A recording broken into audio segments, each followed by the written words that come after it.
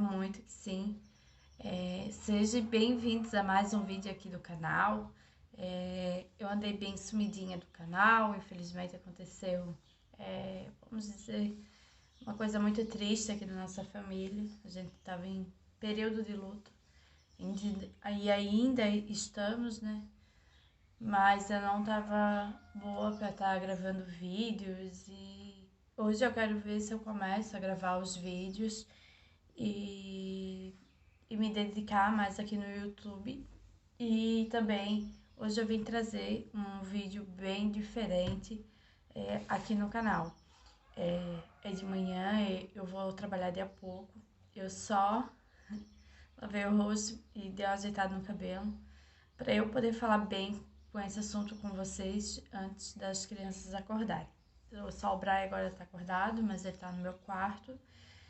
E é um papo, assim, mais de desabafo e contar um pouquinho da história do B. Então, como vocês puderam ver aqui no título, né? Meu filho tem DTH. O Bernardo, ele tem 10 anos. Ele sempre foi uma criança, assim, muito, como eu vou dizer, criativa, né? Ele sempre foi uma criança muito criativa de pegar os brinquedos e querer desmontar e montar para saber como funciona, fazer coisas de Lego assim, com objetos assim, não fazer aquele Lego assim, aqui é um caminhãozinho, não, ele tentava produzir algo bem legal, assim, bem diferente.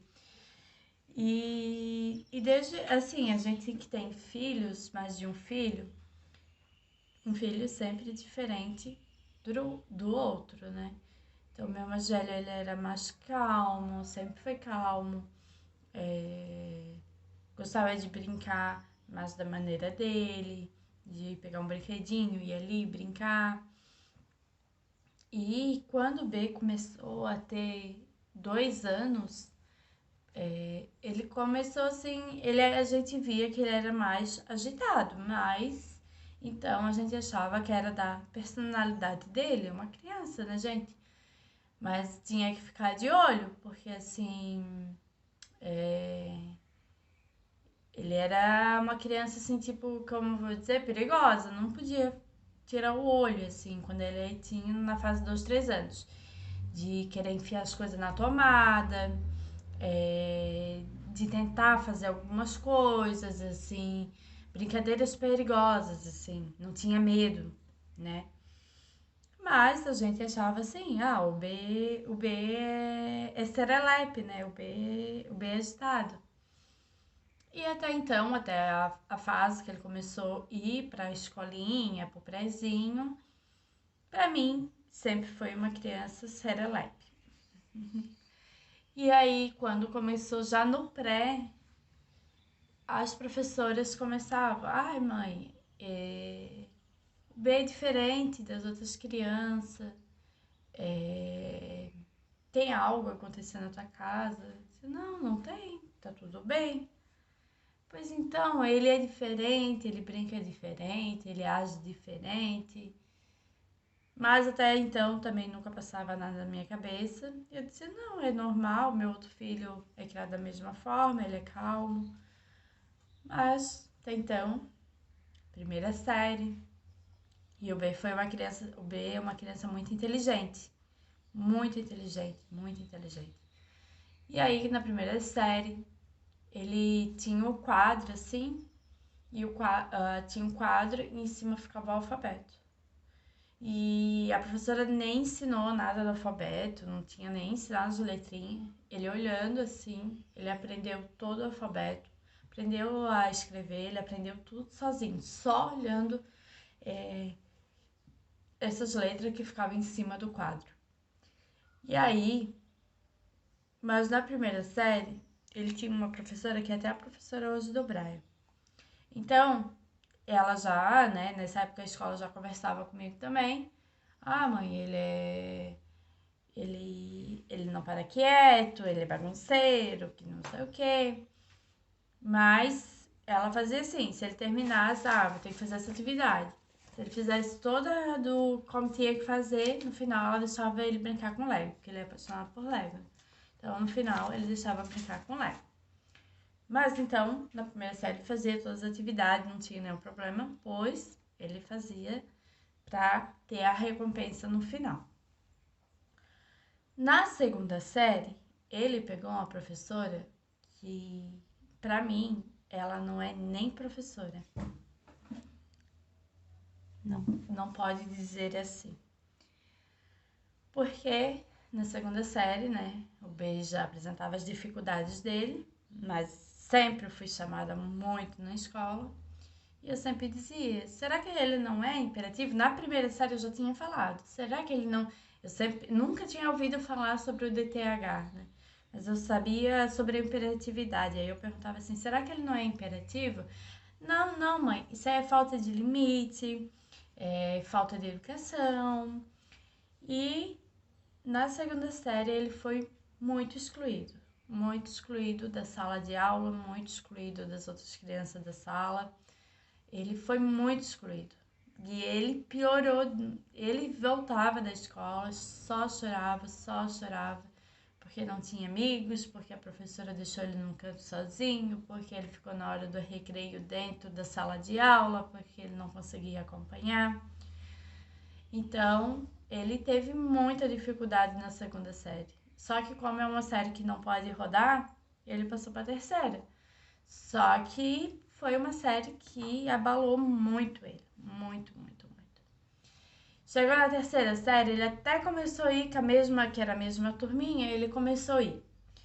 Só que eu vi assim, não, esse ano vai acontecer a mesma coisa que aconteceu no outro ano. Então eu vou mudar, como ele tinha muita rejeição das outras crianças, porque quem sabe, né, vocês que já estão por dentro do assunto, que já têm filhos com DTH, são crianças que não conseguem muito, as brincadeiras têm que ser as regras deles, as brincadeiras têm que ser do jeito deles, e o jeito deles, eles gostam mais do jeito complicado, né?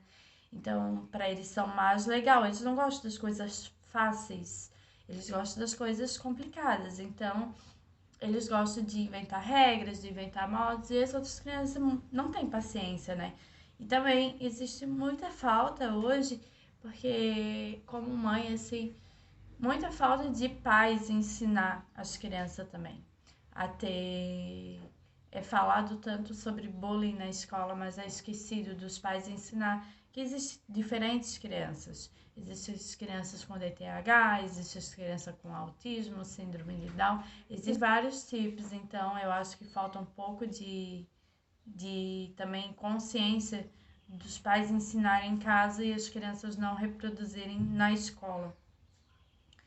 Então, na terceira série, eu mudei ele de escola e ele foi para de tarde. Então, de tarde, ele pegou uma professora muito maravilhosa e ela ajudou ele muito. Mas também eu sempre tocava no assunto. Será que ele não era imperativo? Será que ele poderia ter algum outro tipo de problema? Pois ele não conseguia acompanhar nada na turma. Ele era muito inteligente de pegar tudo no ar, mas não conseguia passar para o caderno. Então, na terceira série, ele foi o ano todo mal na escola, assim, da questão de caderno, porque hoje, infelizmente, ainda é assim, né? Para quem tem as mães de crianças especiais, sabe que eles cobram o aprendizado que é feito no caderno, numa linha, e não o aprendizado daqui, né? Eles não sabem, eles não são capazes de pegar e cobrar uma criança, perguntar assim, e responder, ver se ela sabe oralmente. Não, eles tem que estar no caderno e tem que ser aquela letra de forma, aquela letra impecável. E essas crianças passam muita dificuldade porque elas não conseguem. Então, na quarta série, ele foi, e na quarta série teve a pandemia, então ele não foi, foi feita aula em casa, e a minha mãe ajudou ele muito, e ele foi muito bem na escola, mas tinha minha mãe do lado, dando a atenção necessária para ele todo o tempo. Então, ele foi bem, né? Porque ele estava em casa. Quando começou esse ano, só que aí o ano passado eu comecei a querer investigar. E aí eu começava a botar no Google, no YouTube, os sintomas, tipo, sintomas de mexer mão e pé toda a vida, não conseguir ficar quieto, parado num lugar, falar repetidamente, não conseguir dormir, não conseguir descansar. Então, ele sempre fica se sacudindo, sempre se balançando, ele não consegue concluir uma tarefa. Então, eu comecei a procurar os sintomas e até que apareceu um filme e daquele filme o menino tinha dislexia, mas eu já vi que... E aí, daquilo ali eu fui procurando e até achar o DTH. Então, mas até então foi uma luta de 5 anos sozinha dentro da escola, que eu sempre tocava no assunto de imperatividade, de ver, né? Porque precisa da escola junto. E não, mãe, teu filho não tem nada, é só falta de disciplina, falta de educação, falta de tudo, né? Menos falta de alguma coisa da escola em ajudar os pais contra isso. E aí, esse ano, então, nós começamos. Aí, o ano passado, eu já sabia que eu tinha certeza, é TTAH. Eu posso estar errada, mas eu tenho certeza que é. E aí, o ano passado ele ficou todo em casa e esse ano ele começou a ir para a escola. Um mês depois que ele começou a pegar na escola, uma professora maravilhosa que pegou ele, notou que ele teria... A escola, ela com a coordenadora, pesquisaram, ficaram tardes pesquisando o que ele poderia ter e elas chegaram no DTH. E elas me chamaram na escola para estar conversando. Então, quando eu cheguei na escola com a coordenadora, mãe, nós queremos conversar contigo, um assunto delicado, talvez a gente não sabe como tu vai reagir, mas a gente tem uma opção do que o B pode ter e a gente queria que tu procurasse ajuda.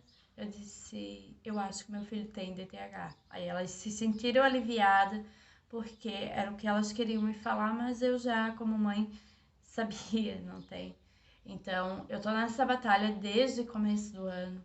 Eu botei pela psicóloga do SUS. Quando eu saí daquela sala com o relatório da escola, eu saí com esse relatório aqui, ó.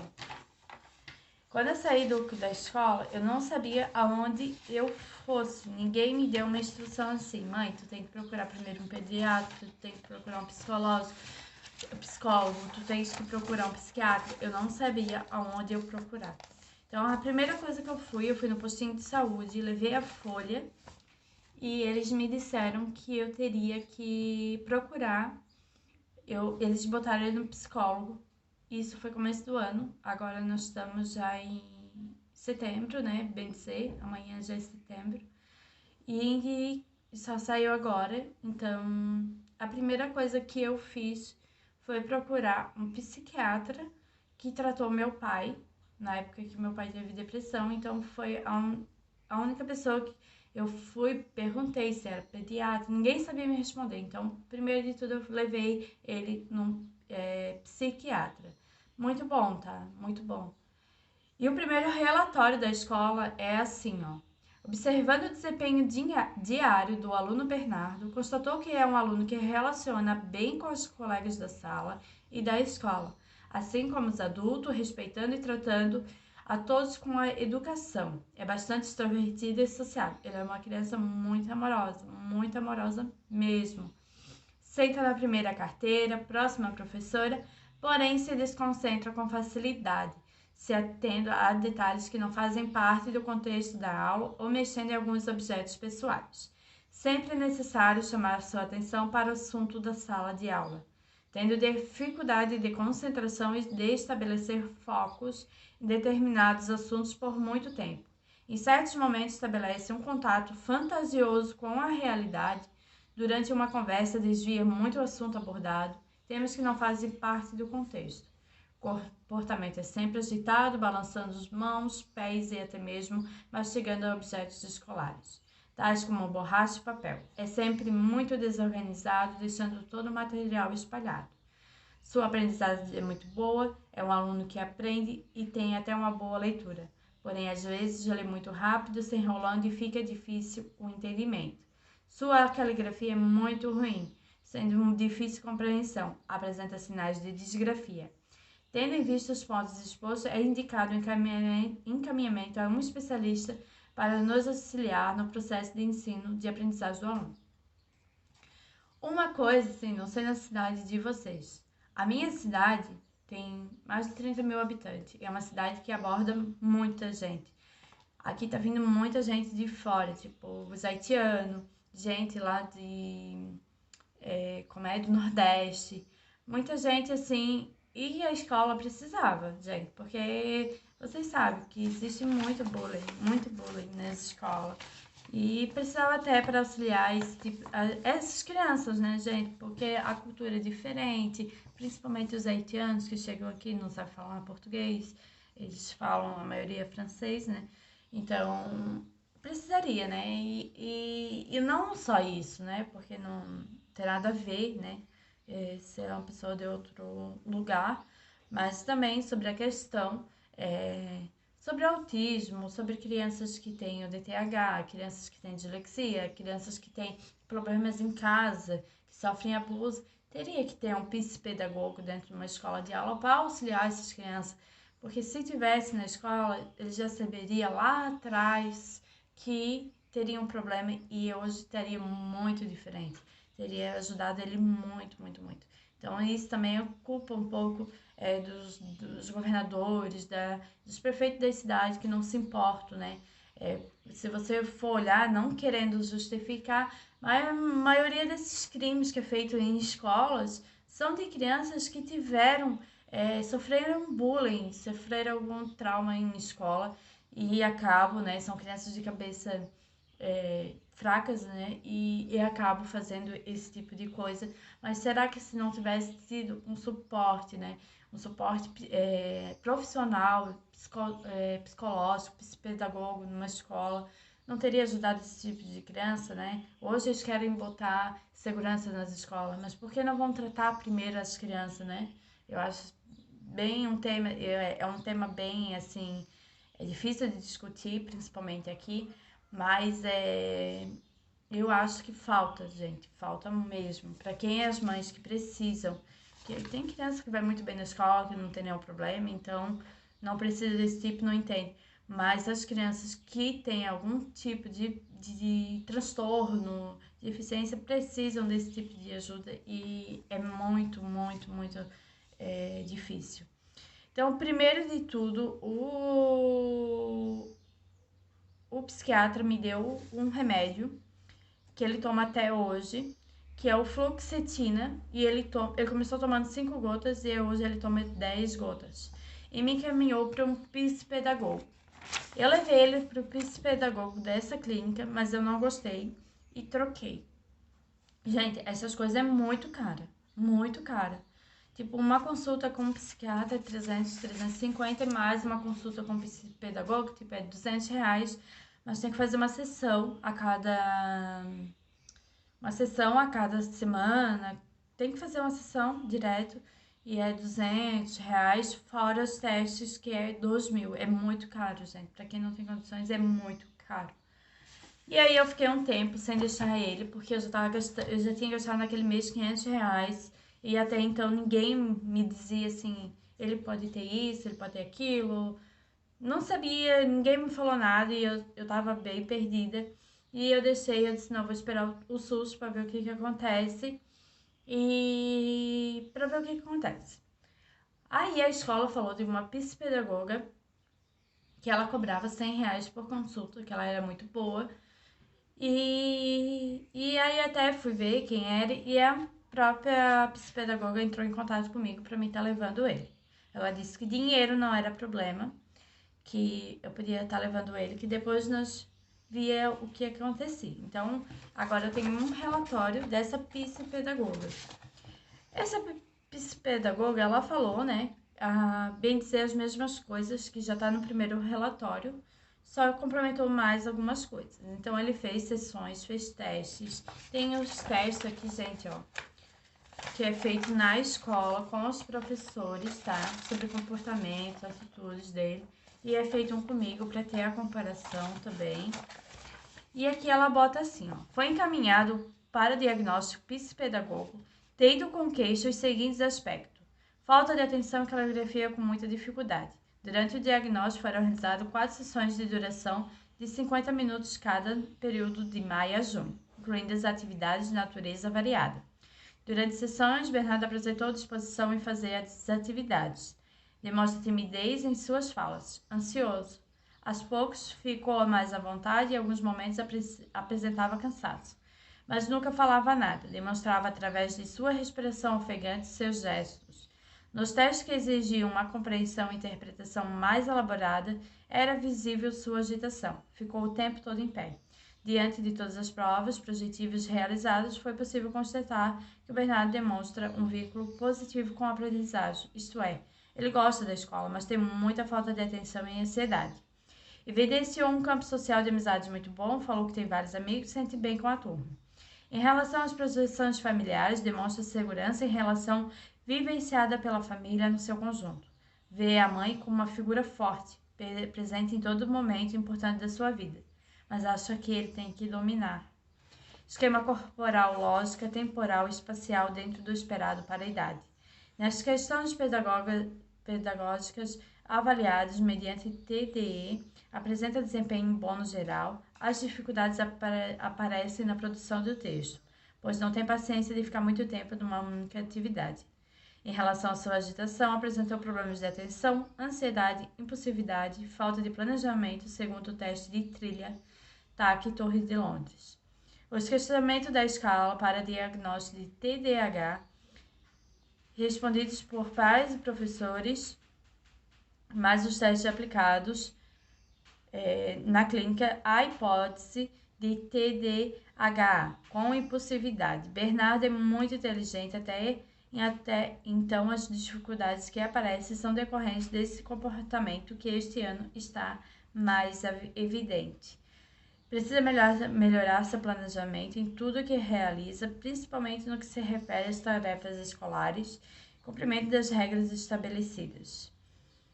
Sugiro que o aprendente seja submetido a um acompanhamento com psicóloga para desenvolver técnicas, tanto de estudo como de organização à sua rotina, as regras de comportamento, intervenção psicopedagoga, PA, programa de estimulação e atenção e avaliação neurológica para verificar o TDAH e a impulsividade.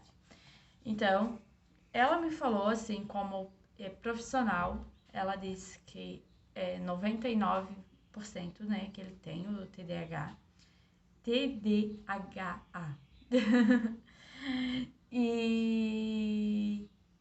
e me explicou como vai ser daqui para frente, mas mesmo assim ele tem que passar pela neuro, né? Ela tem que fazer os exames, é a neuro, né, que introduz o remédio, então tem que ter a avaliação da neuro, sem avaliação, não é uma coisa só de boca, né? Tem que ter os exames. E hoje ele vai estar fazendo a primeira consulta com a neuro. Então, e o SUS chamou ele semana passada. Graças a Deus. Porque é muito caro essas coisas. Hoje o exame com a neuro é R$300. Então, assim, é muito caro, gente. É muito caro mesmo. Mas, se Deus quiser, lá vai dar tudo certo, né? E hoje ele vai estar fazendo o exame. Ele vai estar fazendo a primeira consulta com a neuro. Gente, sempre fique atento, né? É um conselho de mãe. Eu tenho 3 filhos. A gente sabe que os filhos são diferentes um do outro. Por mais que a educação é a mesma, cada um tem a sua personalidade. Mas quando a criança começa a apresentar dificuldades, tem que investigar se não tem algum tipo de problema. Porque não é vergonhoso, não é ruim ter um transtorno, ter um problema. O ruim é deixar a criança sofrer e passar por dificuldades na escola, socialmente. Isso sim. Então, eu como mãe, claro que eu chorei já muito, muito, muito, muito. Não é fácil, não é uma luta muito fácil, principalmente na escola. É muito difícil. Só que a gente tem que estar presente e do lado da criança para apoiar e ajudar a enfrentar todas as dificuldades que ela vai passar. Então, gente, era isso. Eu dei início, então, aos vídeos, contando um pouquinho aqui sobre o DTH. Eu quero começar a fazer mais os vídeos, né, mais os vlogs. Passamos por um momento muito difícil mesmo. Então, não estava preparada para vir aqui falar com vocês. Mas como eu quero mostrar mais os vlogs, mais mostrar o dia a dia. E eu fazia muito isso de querer cortar, né? Antes de explicar o que... Porque às vezes é alguma atitude, né? Alguma coisa que ele faça. E aqui, querendo ou não, eu amo fazer os vídeos pro YouTube, mas também tem muito julgamento. Graças a Deus até hoje eu não tive, mas tem julgamentos. Então eu resolvi fazer esse vídeo antes para explicar para vocês. E hoje, a partir de hoje, tô dando início então aos vídeos aqui com mais frequências. Não vou dizer que eu vou estar gravando vídeo todo dia, que vai ser segunda e terça, porque a vida de mãe de 3 filhos é complicado, ainda mais que eu que trabalho fora. Então, tem dia que dá certo, tem dia que não dá certo. Tem dia, eu gravo pelo meu celular, gente, eu gravo pelo meu celular. Tem dia que as crianças estão, ai, mãe, eu queria teu celular, mãe, eu queria mexer um pouquinho. Eu chego, eles têm aquela vontade de mexer, às vezes eu dou para eu poder fazer as coisas. Então, não vou dizer que todo dia eu vou estar aqui, mas vai ser com mais frequência. Espero que vocês tenham gostado, gente. Para as mamães, para os papais que têm filhos com DTH, e tem sugestões, dúvidas, querer me ajudar com alguma coisa, deixa aqui nos comentários, pois vai me ajudar muito, muito, muito. Essa batalha, eu tô em vários grupos do Facebook, tem grupo no WhatsApp, então tudo que é aprendizagem, que vai trazer benefício, pode trazer aqui pra mim também, que vai ser muito bem-vindo. E espero que vocês tenham gostado do vídeo, gente. Beijo. Não se esqueça de se inscrever aqui no canal, deixe o seu like e compartilhe para esse vídeo chegar para mais pessoas que também possa ajudar. Tchau!